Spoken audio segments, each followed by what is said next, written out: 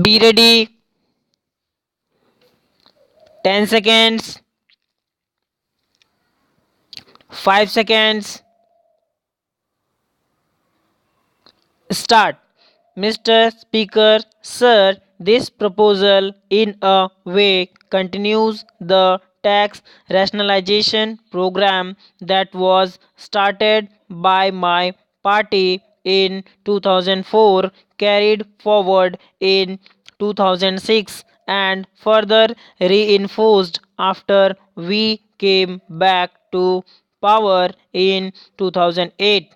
The present tax structure has also been brought down to a level which I regard as realistic and entirely appropriate.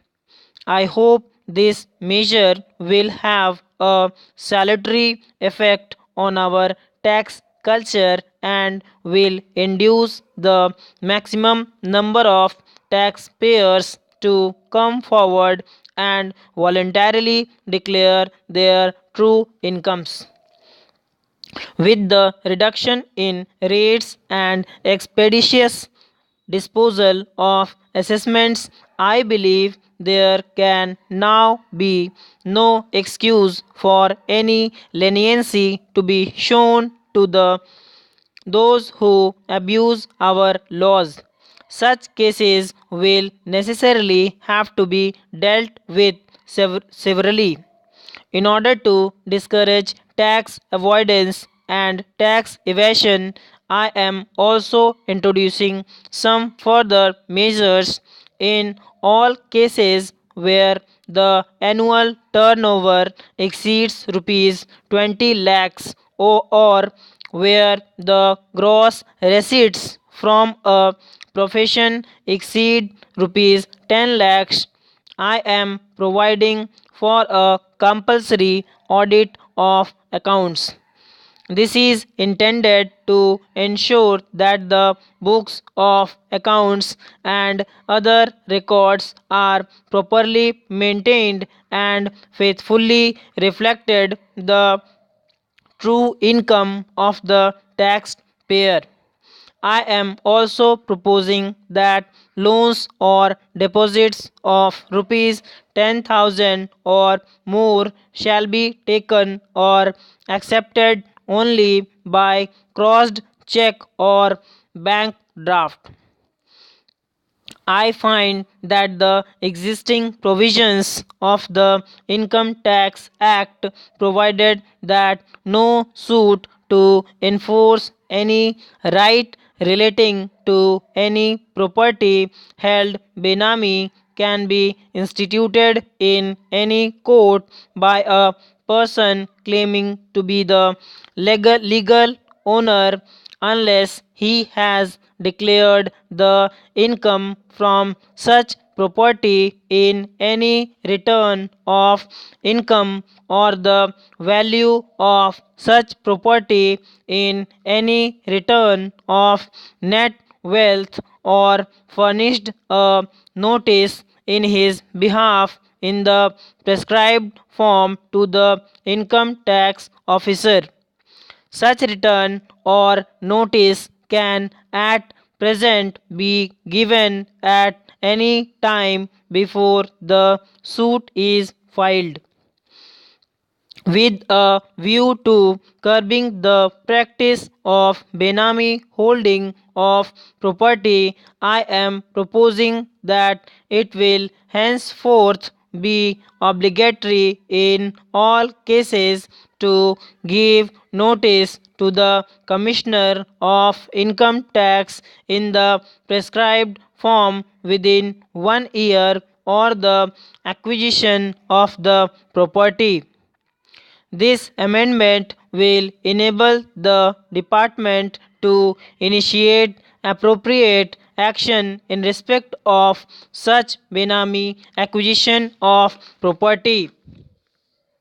Having dealt with the non corporate sector, I now turn my attention to the corporate sector. The tax rates for this sector are not being changed. I am, however, providing one facility.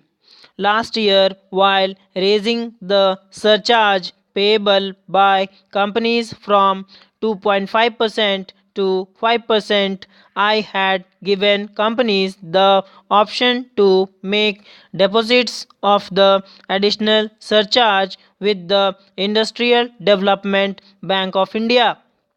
I am now further providing that companies can henceforth exercise this option in respect of the entire amount of the surcharge payable by them. These resources will flow back to the corporate sector and will be available for modernization. In the earlier part of my speech, I have already referred to the decision to reduce the interest rates on loans up to rupees 2 crores being extended by IDBI under the soft loan scheme. Some relaxation are also being provided to those engaged in the business of growing and manufacturing tea. The existing provisions provide exemption from tax only in respect of subsidy received for replantation or replacement of tea bushes. I am extending this tax exemption to cover subsidy received for other approved schemes relating to rejuvenation and consolidation of areas. I hope this measure will further support to our scheme for increasing production of tea.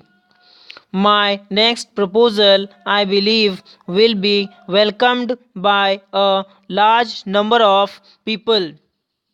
Investors presently can receive dividends and interest on debentures without deduction of tax at source if they furnish an exemption certificate from the income tax officer or alternatively file a declaration to the effect that their income for the year is below the exemption limit. To reduce paperwork and avoid inconvenience to small investors, I propose to provide that widely held companies may henceforth pay interest on debentures and dividends in income up to rupees 1000 without deduction of tax at source, provided that the payment is made by an account payee check or bank draft.